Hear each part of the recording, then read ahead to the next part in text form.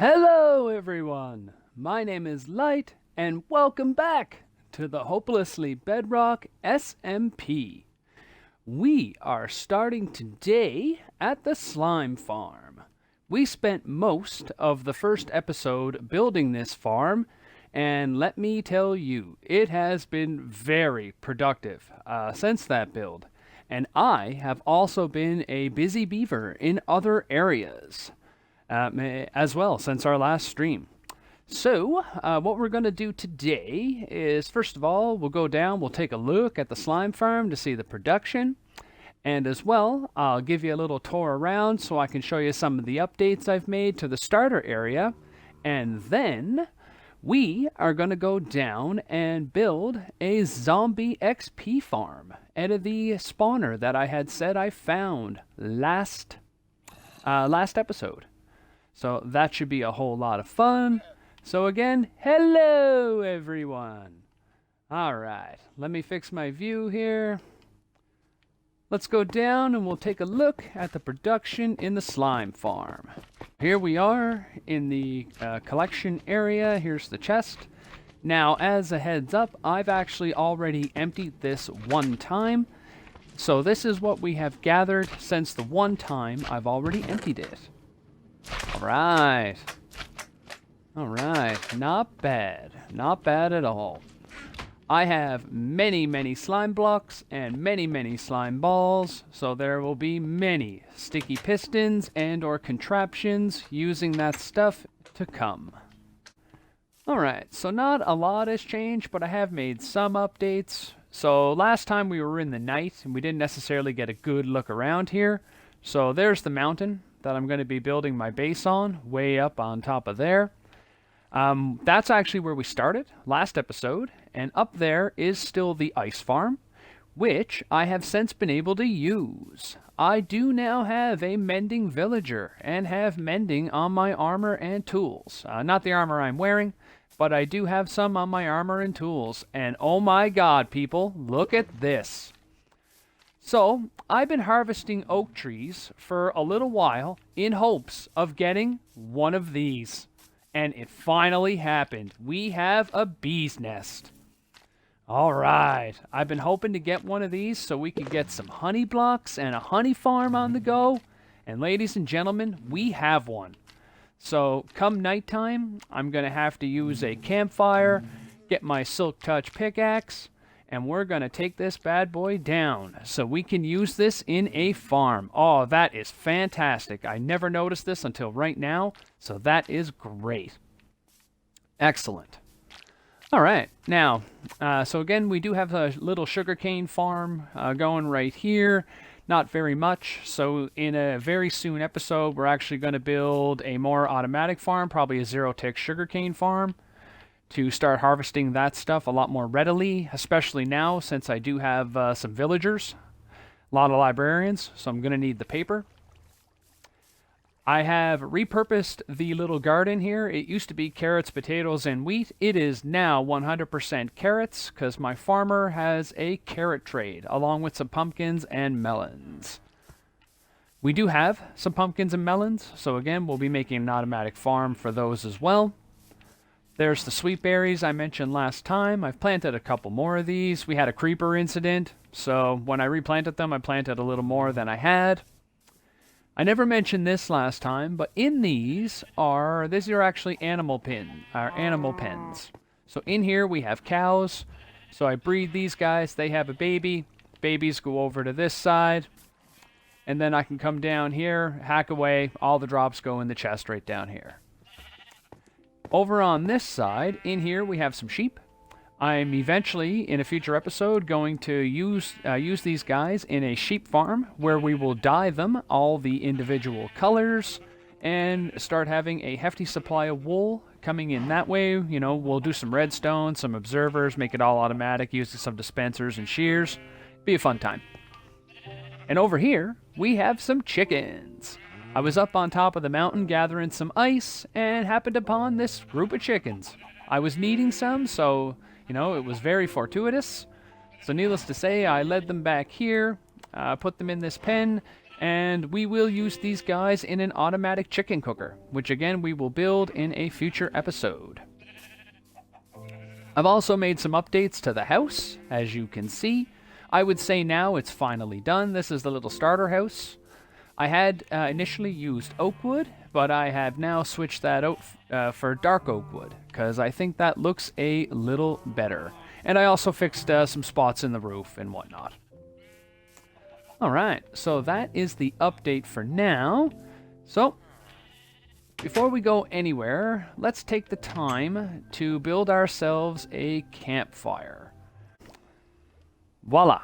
Build ourselves a campfire. I already have my Silk Touch pickaxe. So, if the bees are in the hive, we could probably go ahead and get that right now. So let's go ahead and take a peek and see what their status is. Okay, so nighttime's coming. There's one of them there at a flower. Nighttime is coming though, so soon that bee, or both those bees, will go in that hive. And then when that happens, I can harvest it. Oh, what a glorious day, folks. I was really hoping this would happen. It's a very small percentage chance that you have one of these show up on a tree, so to have it actually happen is absolutely fantastic. I couldn't be any happier. I really like working with bees. They're a really fun addition to the game. Okay, so now that I'm sure all the bees are in there, we can go ahead. We can put a campfire underneath. We'll get our Silk Touch pickaxe here. Go ahead and take her down. And voila! We have ourselves a bee nest. Oh, some zombies at the door. These guys are very interested in my villagers, which are actually right here. So if we open this little trapdoor and we look down, we can see we have some villagers in there sleeping.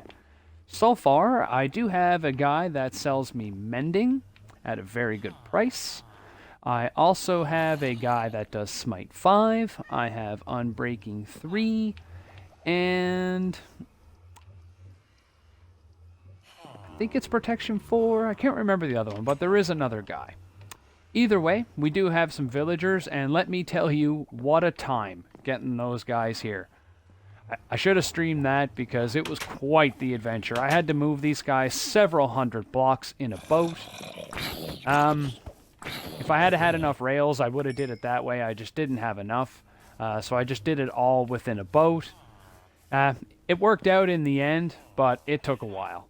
That's for absolutely sure. Fun, though. Fun adventure. Alright, well, let's see if we can sleep. Hopefully. Oh, yes. Excellent. Excellent. So that should take care of most of the mobs that are kicking around here.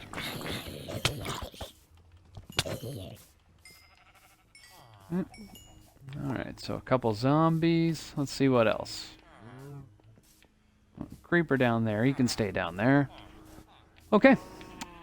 Well, now that we're good to go, let's go down to the zombie spawner. Right up here is the actual spawner itself. As we can see, we have a zombie spinning in here happily, but of course, they can't come out because the light level is way too high. Even if you had one torch on here, it wouldn't be able to spawn anything. Because again, the light level would be too high. It would have it at, they need 7 or less, and it would have it higher than that. Now, in order to turn this area into a zombie XP farm, we're going to have to do some digging. The area that we're going to need is a 9x9 area. So, starting from the spawner, basically we would go 4 blocks out on every side. So currently we're 3 on these 2 sides, so we only have to go 1 that way, but we have to go 2 that way and 2 that way. Now again, from the spawner going up, we have 3 blocks space here already, which is fine. So this would be 4, meaning we have to go down 5. So when we're digging down, we're going to need to be super careful. And if we have to, we're going to have to patch the floor along the way. So I have brought some extra blocks with me, plus we'll get blocks as we're digging and make any patches that we need to make. Alright, so I'm going to eat. I'm going to go ahead, I'll dig out this space, and when everything is said and done, we'll be back.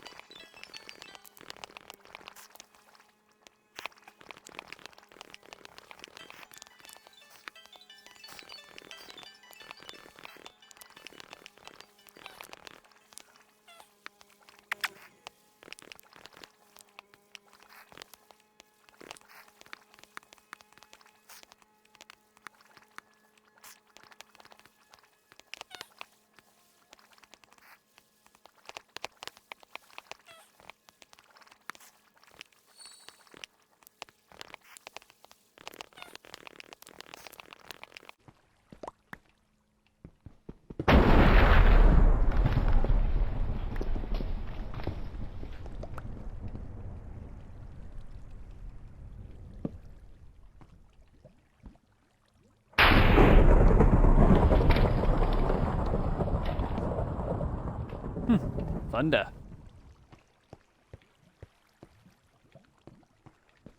Okay, well there's 4 that way, 4 that way. Now we gotta go 4 this way. Okay. Alright, so that's the initial area done. So now to dig down.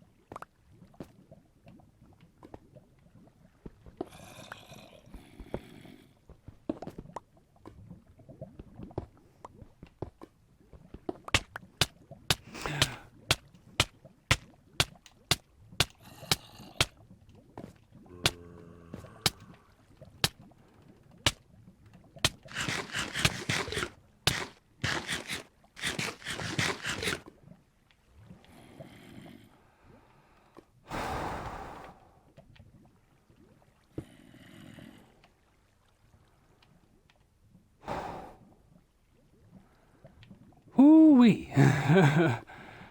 That was close.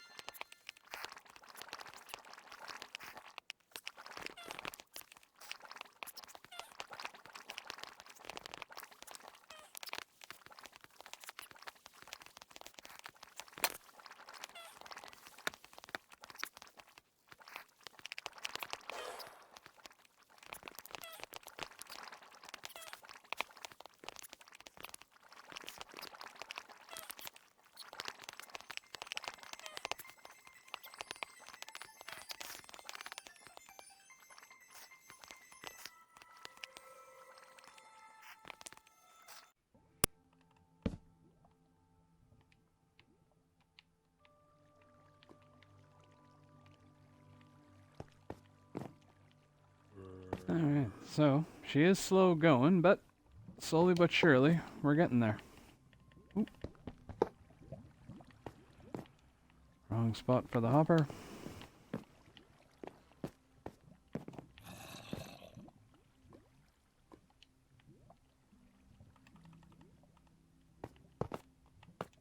There we go. Alright, hopper is in there. Now in front of that, we need this. And where's my slabs?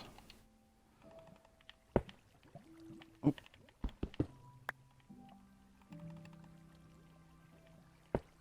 That. This will be the swiping area. All the drops will funnel down here into the chest. Alright, so in here, I do want a bit of a furnace system. So right here is going to go a chest. Again, another hopper. On top of that, we will put a furnace. Alright, mine out these 2 blocks. On the side here, we will put another hopper. Another chest right there. Mine out that.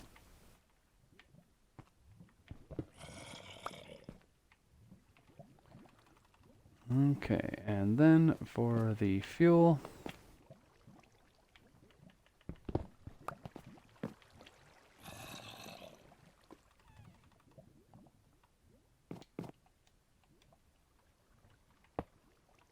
hopper,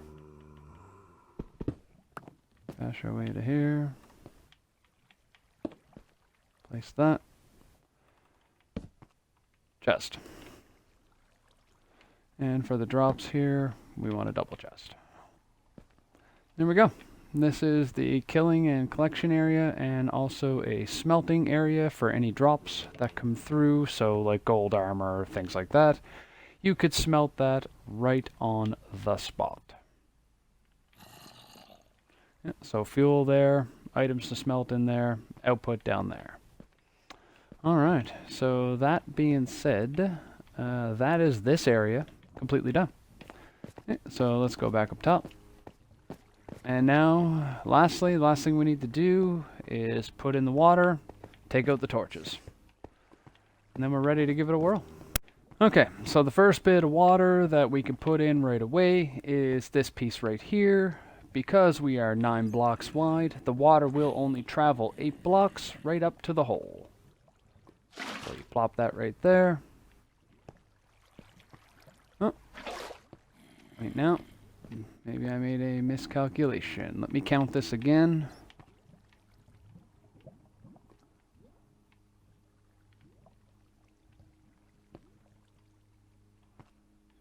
Three. Oh, no. Didn't go far enough. Didn't go wide enough over. Okay, so we are only 1, 2, 3, 4, 5, 6, 7 wide, and I need to be 9. Ah, silly of me. Very, very silly of me. So we might as well start right here.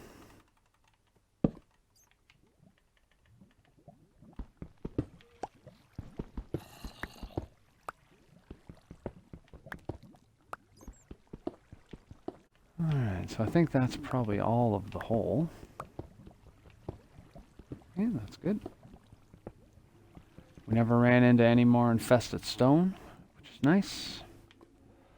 While we're up here, we'll get the gold. And now, when we pour our water in here, we should see that it'll go down to this hole and stop right before it. Like so. There we go. Much better. Alright, now I do have to go remake my infinite water source, so just need a moment for that.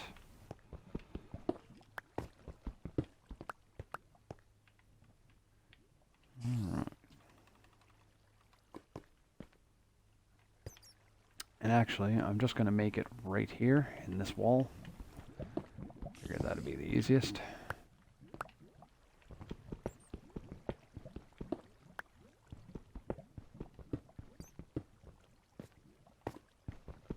Oh, unless you run into a hole like that. Then it's not very easy at all. There.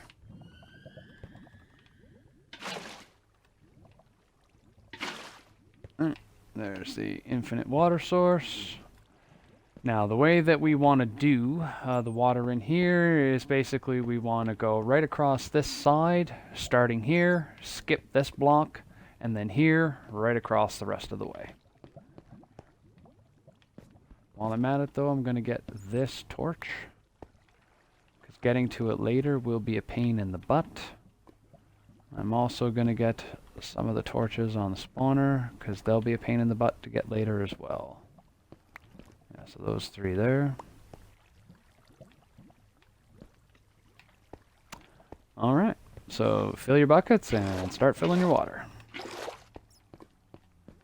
So like I say, start here in the corner.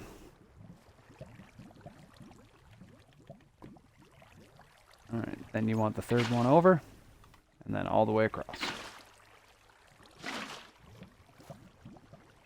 Once your buckets run out, of course, fill them up.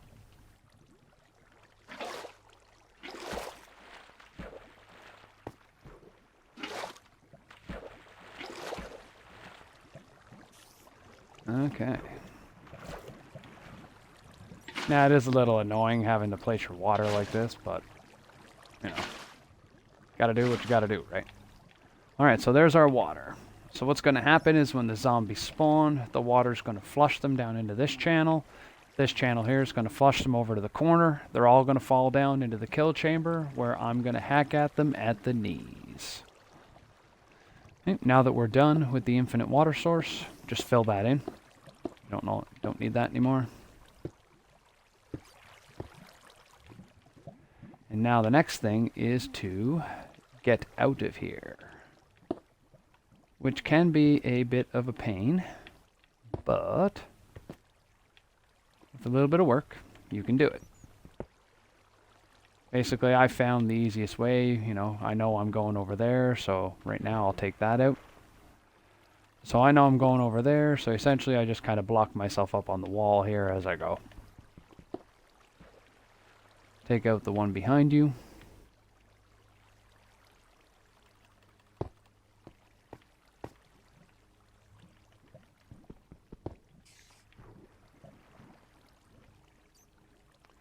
And we're almost there.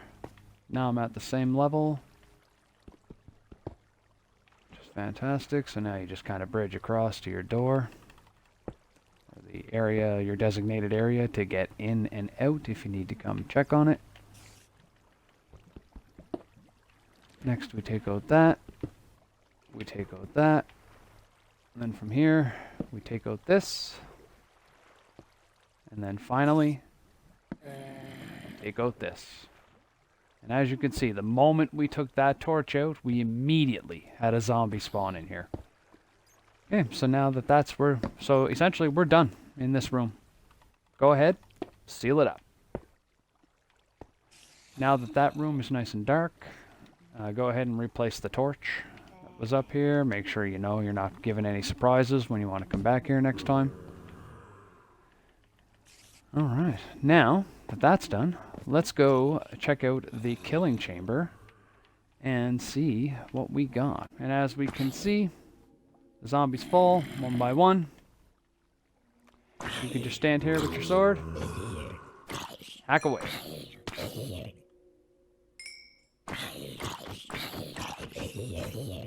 Again, all the drops get funneled into the hopper. The XP gets funneled to you. Alright, so we already got some drops coming in, got some zombie flesh. And there you have it, folks. One successful setup of a zombie spawner. We have a nice little kill chamber area where if we want, we could put some additional stuff over here. We could even expand on the furnace operation at one point, depending on, how many drops are actually coming in. If you have a cleric villager, we're going to have zombie flesh for days, so you'll be able to trade that, get yourself some emeralds, maybe stock up on redstone from that same villager. All right, now another piece of news. While I was working around, in between streams, I actually also found a skeleton spawner. So I think in the next episode, we'll go through and we'll set up a skeleton spawner, and possibly do a couple other things. But for now, I am very happy with how this has turned out. You know, I think this is going to be really good for the XP, especially once now I feel I can start wearing my diamond armor, which has mending on it, and have a place to come whenever I need to repair it. So now it'll be a little tougher when I walk the streets. Thank God for that. But until next time, my name is Light, and this has been Hopelessly Bedrock. Thanks for watching.